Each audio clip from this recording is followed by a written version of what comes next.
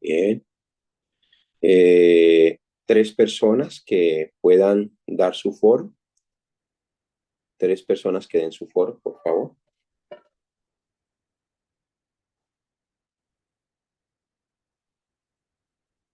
Puedo dar el foro con respecto a lo que ministró mi corazón en la clase, pastor. Amén. Claro que sí. Bueno, fui muy ministrada de parte del Espíritu en la forma en que estas clases se han llevado a cabo. Nosotros, bueno, digo nosotros porque yo me incluyo en la vida normal que llevamos. A veces no vemos las cosas, digamos, en la iglesia.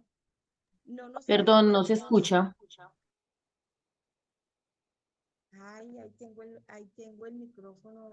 Sí, sí, yo escucho. Sí, sí, se escucha. Sigue, por favor. Ya. Como le dijera yo, no nos hemos enfocado al 100% en lo que es seguir a Cristo. Lo que su merced hablaba ministró mucho mi corazón, porque a veces somos muy tercos en nuestra humanidad. Creemos tener la razón, pero la razón la tenemos cuando vemos que nuestros ojos han sido abiertos, cuando vemos ese anhelo, ese amor por las almas. El domingo tuve una experiencia con respecto a predicar en las calles. Fuimos a predicarle a la gente de la calle, a esos niños que están perdidos en las drogas. Eso impactó mi vida, porque así como Dios ha llegado a nosotros, necesitamos llegar a ellos. Y algo que a mí me toca despegarme es de tanto trabajar, porque trabajo demasiado. Y entendí que hay que sacar el tiempo para Dios. Hay que, cuando dice el pastor, cuando haga así, estar allí, dispuesto a la obra, dispuesto a obedecer, dispuesto a llevar el evangelio a esas almas. Entonces, eso, pastor, wow, caló mi corazón. Amén. Amén. Muy bien. Excelente, excelente. ¿Otra persona más que quiera dar su foro, por favor? ¿Otra persona más? Mi pastor Andrés. Adelante, pastor Warner. Bueno, una de las cosas maravillosas que usted enseñó hoy es cómo Ananías recibió tan correctamente el mensaje, y ese mensaje que Ananías tenía fue el que le transmitió al apóstol Pablo en el momento de su convicción. Y luego Pablo, tal como recibió de Ananías, también le transmitió a Timoteo, y por eso Timoteo también transmitía el mensaje correcto. Es decir, que eso es una cadena. Si recibimos bien el mensaje, lo grabamos, lo naturalizamos, por lógica vamos a transmitir de igual manera lo que recibimos. Si se recibe incorrectamente se va a transmitir el mensaje. Todo depende del receptor, de cómo recibe la palabra. Así también va a ser un buen predicador. Amén. Amén. Amén. ¿Otra persona más, por favor, antes de empezar? Bueno, Pastor Andrés, mi foro es el siguiente. Yo creo que nos queda muy claro que depende de nuestro testimonio como discípulos, podemos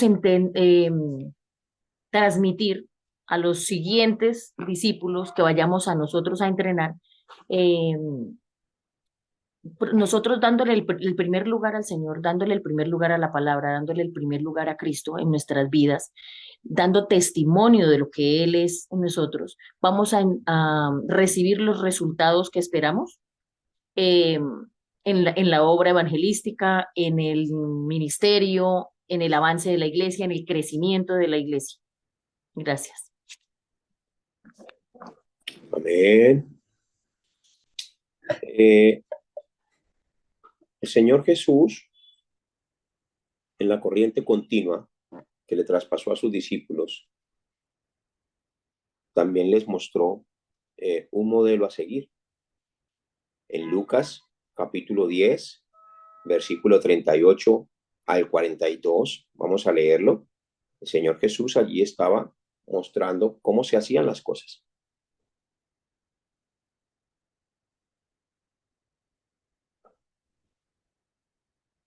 Lucas capítulo 10, 40 y... versículo 38 al 42. Amén. Dice la palabra del Señor. Aconteció que yendo de camino entró en una aldea y una mujer llamada Marta le recibió en su casa.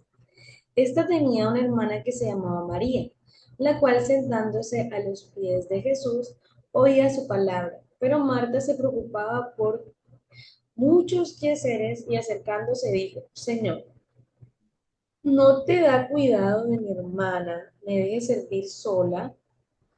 Dile, pues, que me ayude.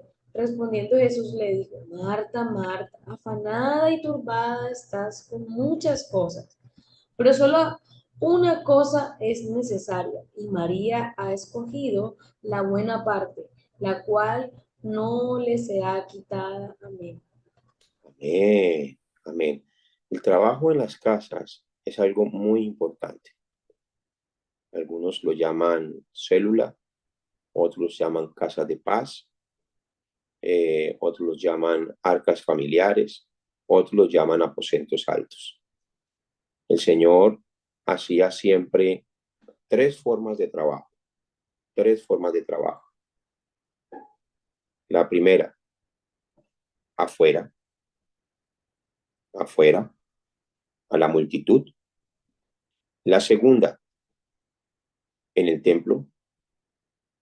La tercera, en las casas.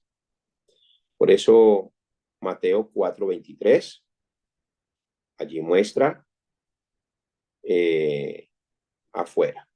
Léelo, por favor. Muestra en la parte de afuera. Y recorrió Jesús toda Galilea, enseñando en las sinagogas de ellos y predicando el evangelio del reino y sanando toda enfermedad y toda dolencia en el pueblo. Amén. Amén. Y allí, en Lucas, capítulo 10, versículo 38 y 39, en las casas.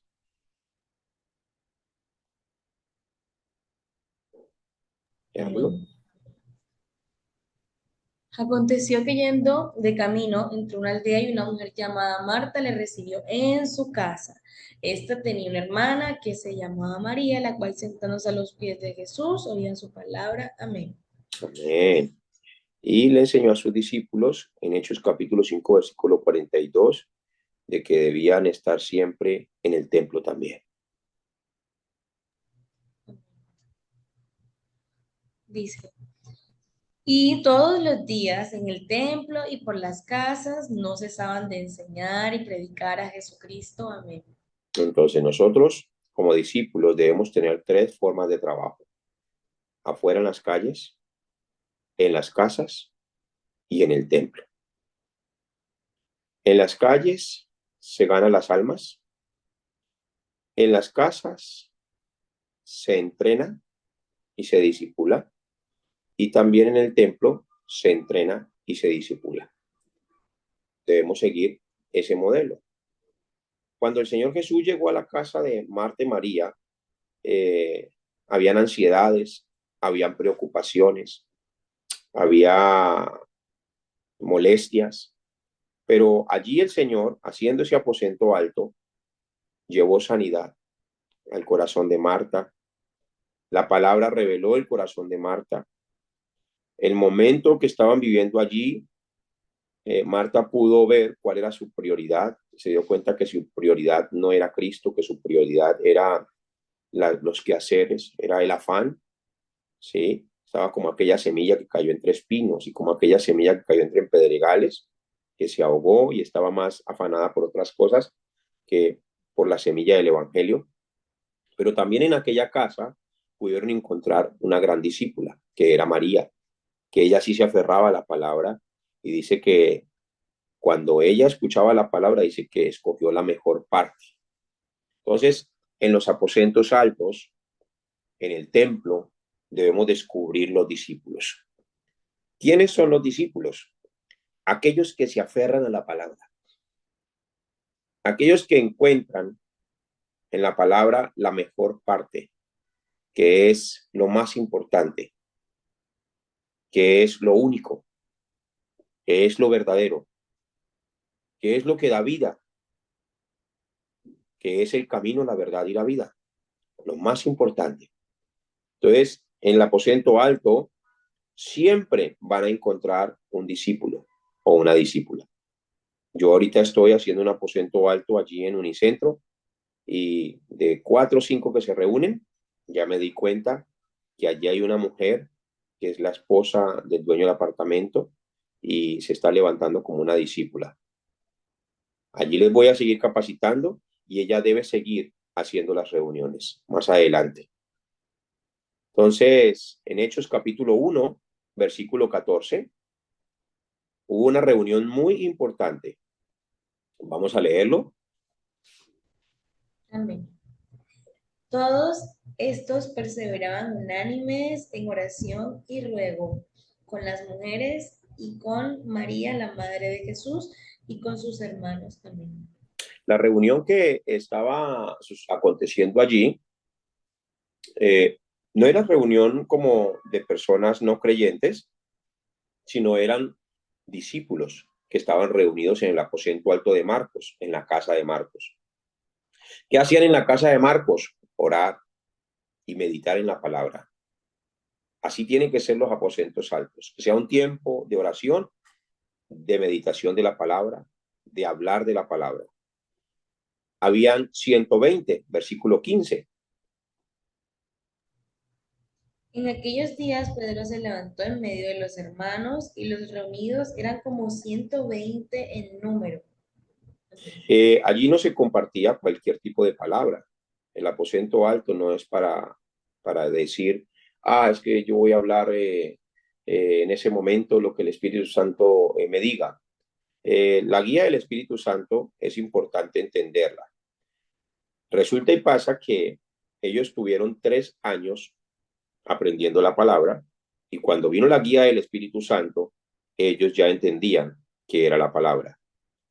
Por eso muchas personas atribuyen al Espíritu Santo una cantidad de cosas que Jesús nunca hizo, que Jesús nunca mandó, sino que fue inventado por el tiempo diciendo, es que el Espíritu Santo quiere que haga esto y quiere que haga esto y quiere que haga esto, y se han inventado una cantidad de cosas. ¿Pero por qué es eso?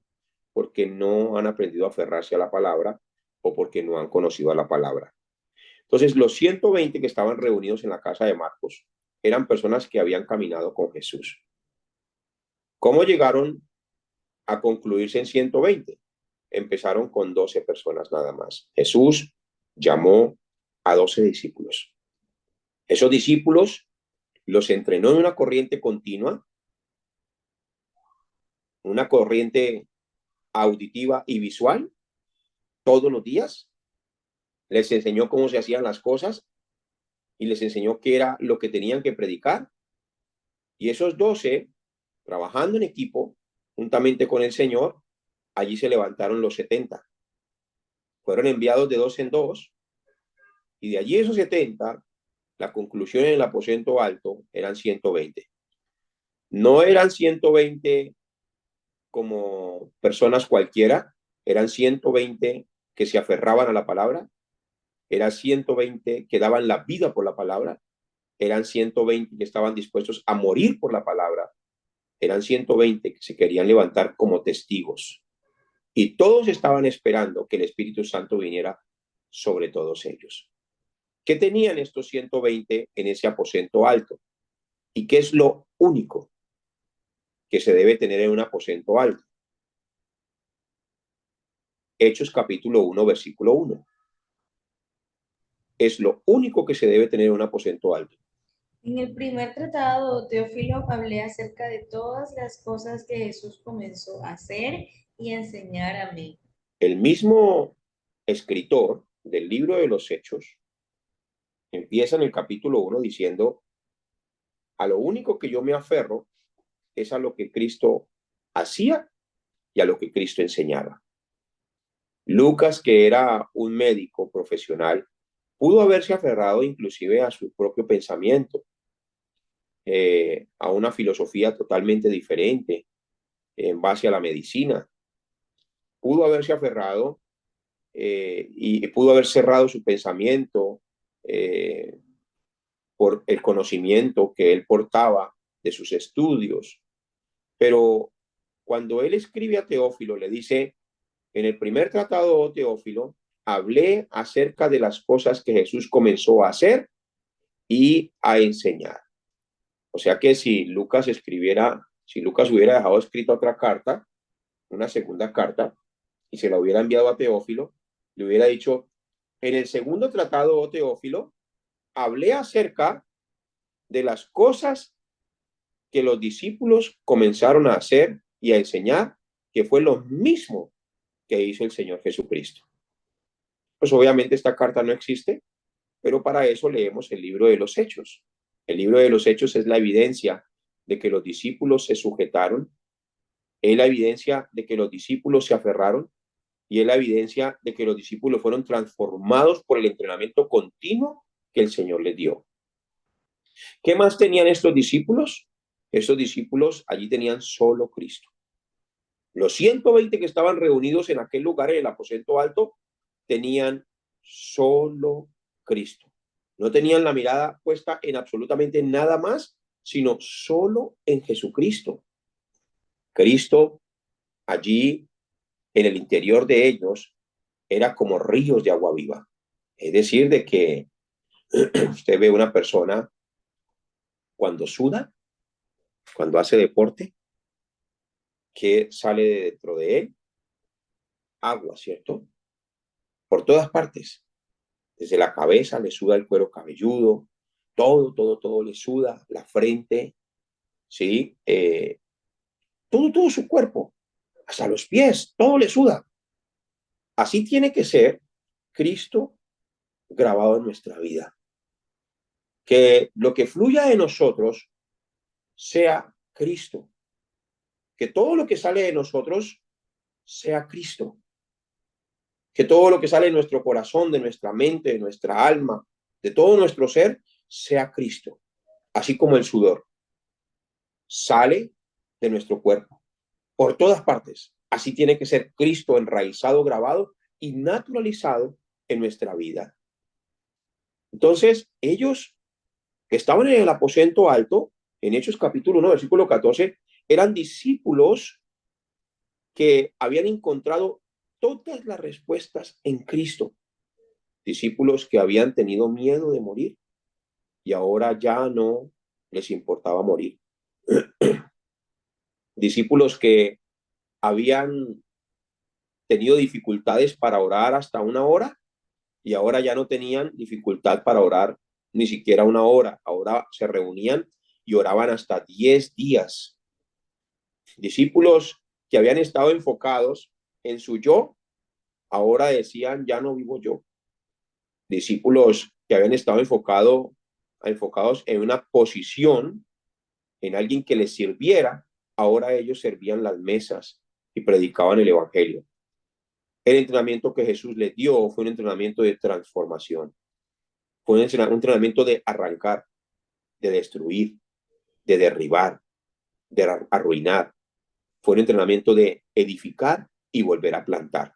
Les quitó todo lo que no servía, todo lo que frenaba el evangelio, todo lo que podía frenarlos a ellos mismos, Cristo lo quitó. Y la conclusión fue solo Cristo. Ya no pensaban como pensaban antes, sino que pensaban solo a la manera de Cristo. Ya no iban en su propia dirección haciendo lo que ellos querían, sino que iban solo en la dirección con Cristo.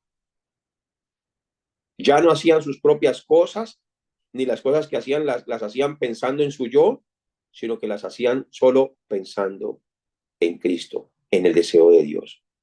Así que cuando nosotros hacemos trabajo de campo, en las casas, en el templo, en las calles. No es para buscar nuestras propias cosas, sino que debemos ser como esos 120. Esos 120 que su conclusión era Cristo. Ya la conclusión de ellos no era ¿qué nos vas a dar? Ni siquiera eso, ya no estaban preocupados. La conclusión de ellos ya no era ¿qué vamos a comer? O ¿qué vamos a vestir? No, tampoco estaban enfocados en eso. ¿Por qué? Porque el Señor les había dicho primero el reino, prioricen, prioricen hasta que se grabe en el corazón, hasta que ustedes se vean tomando decisiones prioritarias. Ah, no, primero Cristo, primero Cristo. Hasta que ustedes vean que de pronto están viviendo una situación donde tuvieron que tomar una decisión primero Cristo que su familia. Un día estaba yo en Sincelejo, estábamos allí con un grupo de pastores y con un misionero al cual yo acompañaba en las misiones, que fue un misionero que me transmitió muy bien el evangelio, y doy gracias a Dios por la vida de él. Entonces, mi hermana Lina se iba a casar, y se iba a casar en San Andrés.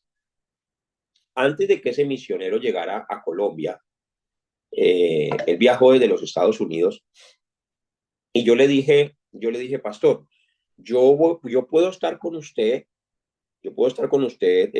este día y este día, pero después me tengo que ir, porque tengo una boda en San Andrés y ya tengo los trajes listos, ya tenemos los tiquetes listos, el hotel pago, ya tenemos todo. Lo teníamos con mi esposa todo preparado ya para viajar, habíamos pagado todo por adelantado, habíamos comprado ropa, calzado, todo porque pues era un momento muy importante.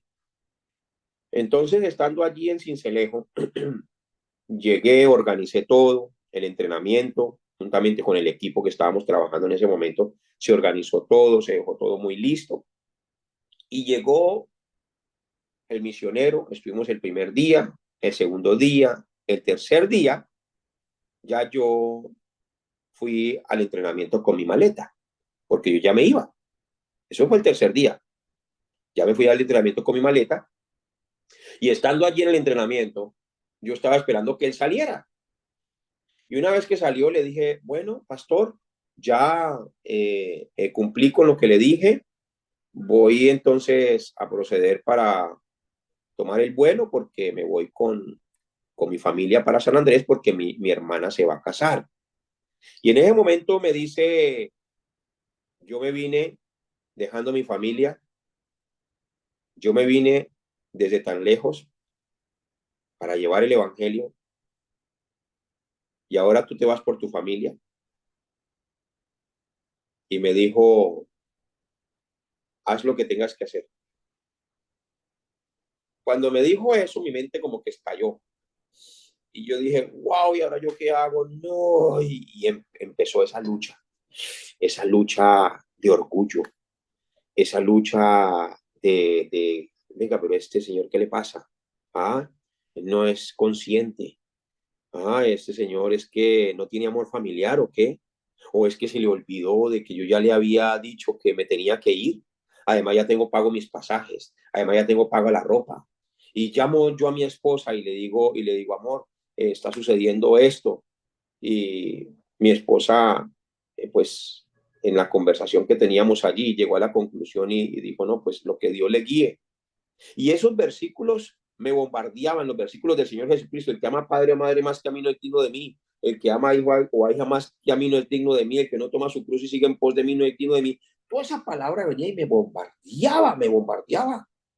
Como y venían así que esas voces internas aquí en la mente, ¿sí? Que decía, bueno, ¿qué es primero? ¿Qué haría Jesucristo? ¿Qué haría Jesucristo? ¿Qué haría Jesucristo? ¿Se iría para la boda o estaría aquí salvando el campo con el evangelio? Y le cuento que con lágrimas, allí en ese momento entendí muchas escrituras de la Biblia que nunca había vivido de esa manera. Entonces, ¿qué hice? Pues cogí mi maletica y me entré otra vez allá a la reunión y allá me senté como un borreguito, un borrego de Goyaba allá. Me senté allá y estaba así sentadito y el misionero me mira y ni siquiera me dice, lo felicito, no, no, porque no hay necesidad, pero solamente me mira y me hace, good. Y siguió predicando, y siguió predicando, y siguió predicando. Entonces, esa es la corriente. Ahora, ¿qué me llevó a mí a tomar esa decisión? Primero, solo Cristo. Segundo, ver a Cristo en la vida de esa persona. Ver a Cristo. Que él también tomó decisiones de dejar su familia, de dejar sus gustos, de dejar todo lo que hacía por causa del evangelio. Y eso fue una influencia muy poderosa para que yo también me moviera de la misma manera. Yo siempre estaba acostumbrado a que me pagaran todas las cosas. Si a mí, cuando yo iba de viaje, que era un super ungido, pues así lo veía uno de esa manera, ¿sí? Con mucho respeto. Entonces, siempre uno como que ponía precio a las cosas. Sí, si no pagaban, no iba. Y si no me decían más o menos cuánto, tampoco iba. Me faltó fue cobrar por caída, me faltó fue cobrar por temblada, me faltó fue cobrar por llorada, por todas las cosas. De verdad que no caí en eso, fue gracias a Dios. Y habiendo leído la Biblia 32 veces. Eso es algo tremendo, ¿sí? Para mí no es fácil decir esto, pero bueno, ya gracias a Dios me encontré con Cristo y todo el mensaje se organizó. Entonces, así era mi corazón. Yo no, ni un pasaje. Tenían que enviarme para los pasajes, tiquetes de vuelo, nada, nada, nada, nada, nada, nada. Ahora, caminando con los misioneros y viendo que ellos pagan sus cosas, viendo que ellos no esperan algo, nada de nadie, ¿sí? Hay lugares, ellos solo están dentro de la voluntad de Dios, solo están dentro de la voluntad de Dios. Ellos llegan a un lugar, hay lugares donde los bendicen abundantemente, hay lugares donde les pagan sus hoteles, hay lugares donde les dan sus comidas, hay lugares donde les pagan sus tiquetes, como hay lugares donde no les dan absolutamente nada, pero ellos solo se concentran en predicar a Cristo. Solo se concentran en predicar a Cristo. Y eso también lo aprendí por influencia. Es decir, de que andando yo con ellos y viendo todas estas enseñanzas que aprendí, aprendí a hacer lo mismo en esa misma corriente, en esa misma corriente, ¿sí? Y ahora mi enfoque cambió.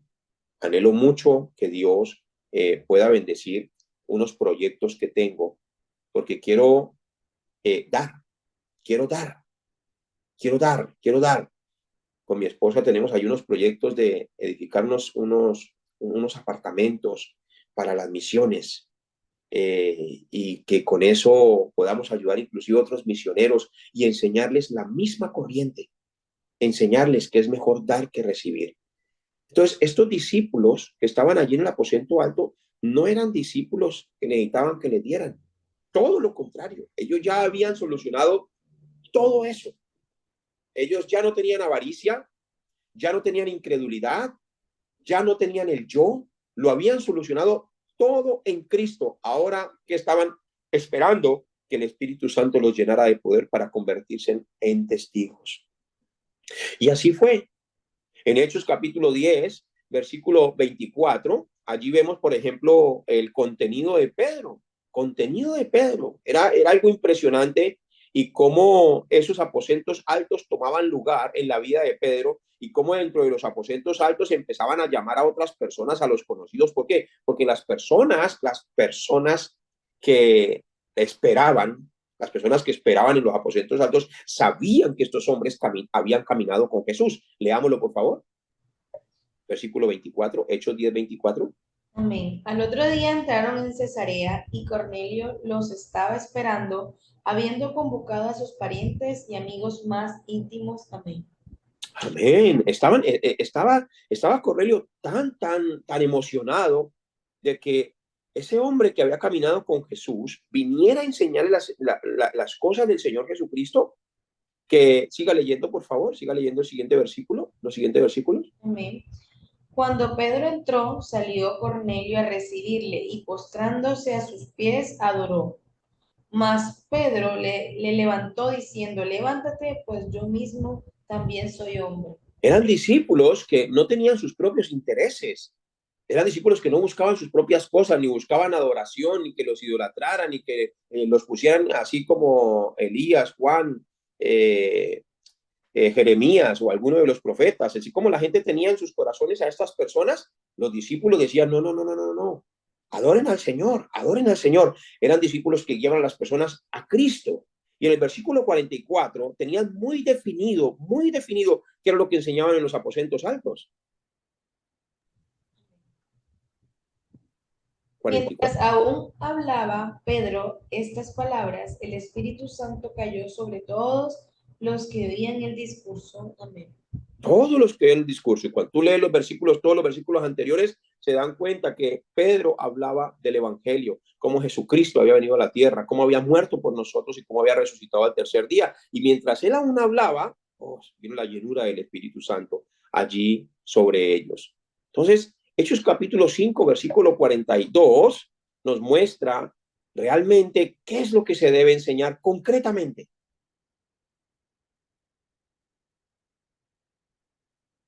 Un poquito entrecortado. ¿Me puede repetir? Hechos 5, 42.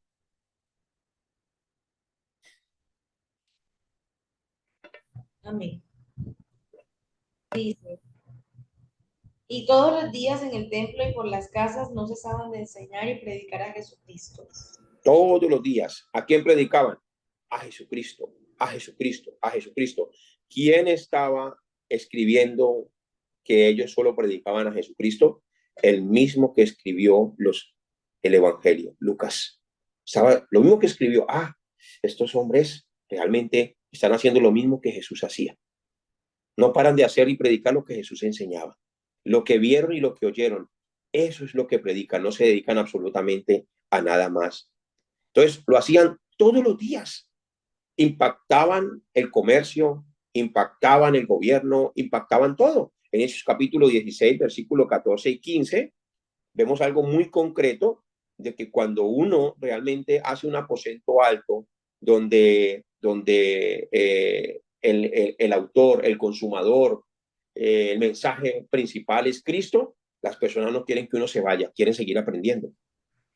Entonces una mujer llamada Lidia, vendedora de púrpura de la ciudad de Tiatira, que adoraba a Dios, estaba oyendo, y el Señor abrió el corazón de ella para que estuviese atenta a lo que Pablo decía. Y cuando fue bautizada y su familia nos rogó diciendo, si habéis juzgado que yo sea fiel al Señor, entrad en mi casa y posad. Y nos obligó a quedarnos.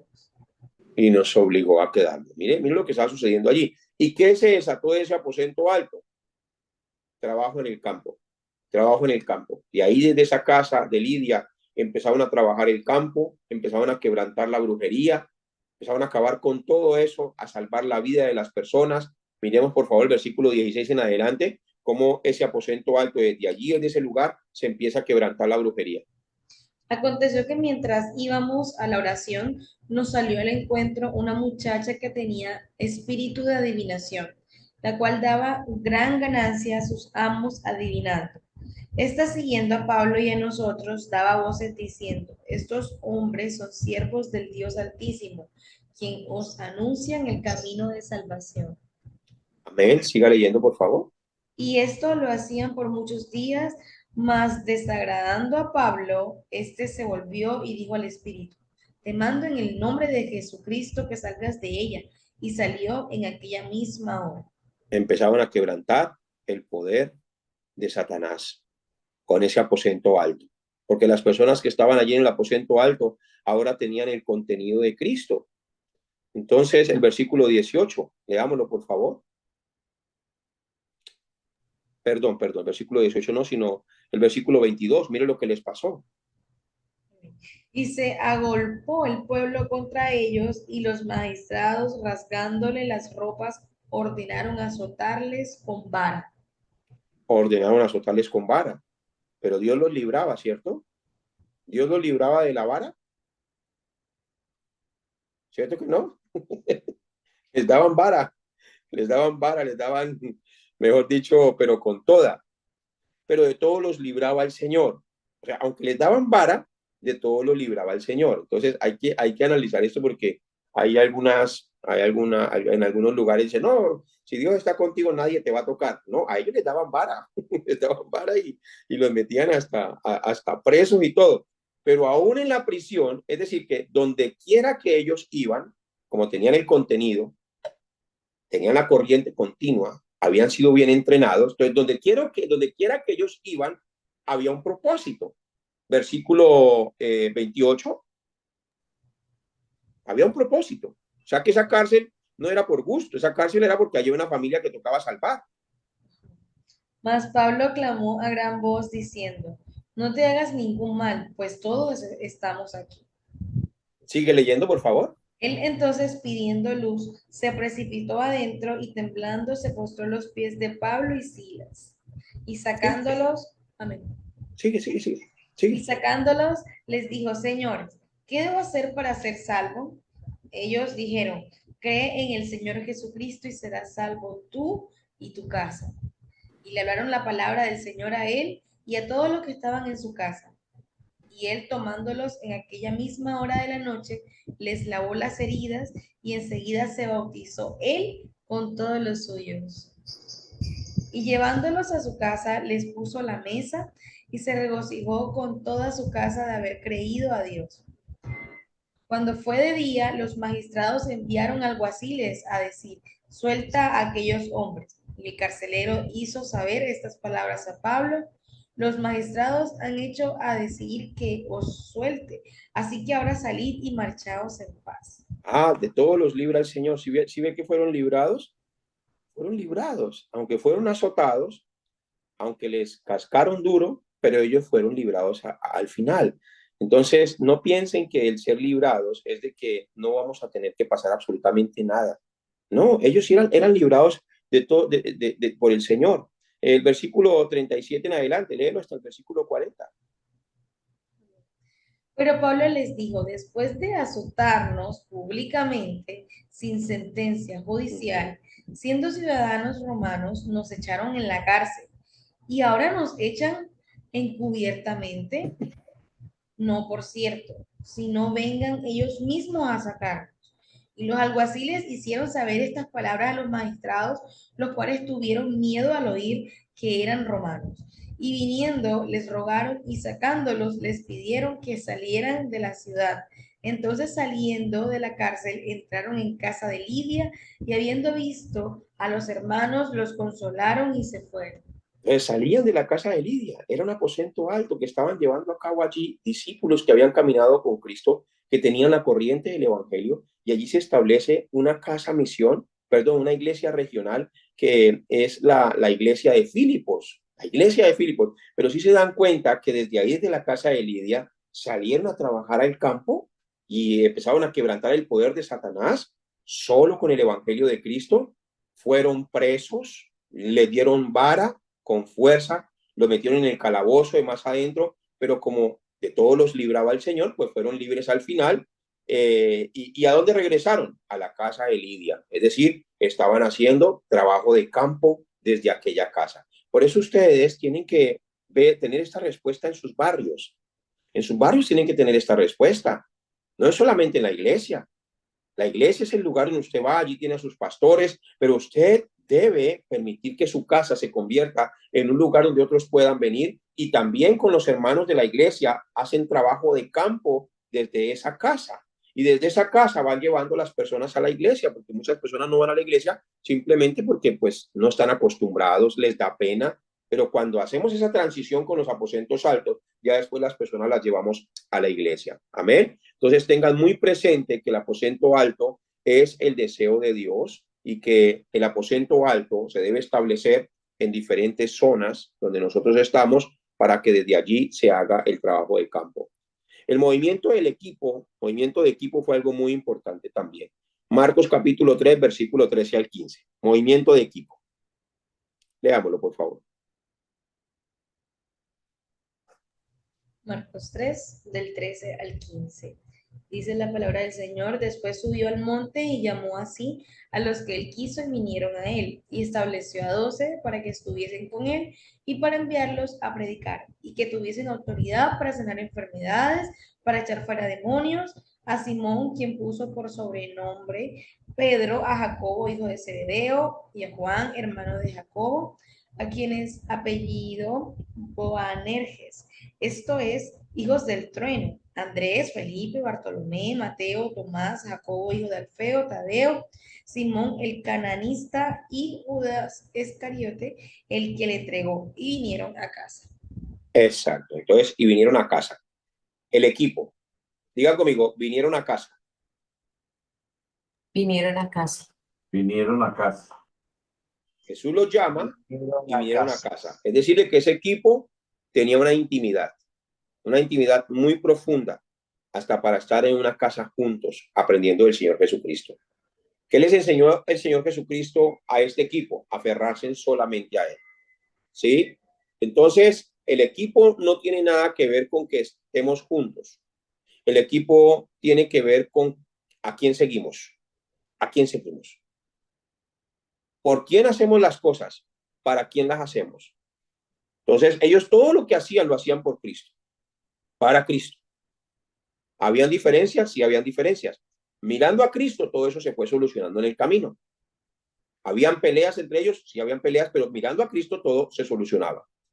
Fue un equipo tan maravilloso, un equipo que traspasaba realmente las enseñanzas de Cristo, que en Hechos capítulo 6, versículo 1, cuando empezó a crecer, cuando empezaron a recoger esa cosecha abundante, ahora les faltaba eran manos para atender. Pero todos iban en la misma dirección, leámoslo. En aquellos días, como creciera el número de los discípulos, hubo murmuración de los griegos contra los hebreos, de que las viudas de aquellos eran desatendidas en la distribución diaria. Amén. Sigue leyendo, yo te aviso. Amén. Entonces los 12 convocaron a la multitud de los discípulos y dijeron, no es justo que nosotros dejemos la palabra de Dios para servir a las mesas. Buscad pues, hermanos, de entre vosotros a 7 varones de buen testimonio, llenos del Espíritu Santo y de sabiduría, a quienes encarguemos de ese trabajo. Entonces, allí, hasta ahí. Entonces, se iba formando el equipo y el equipo iba creciendo.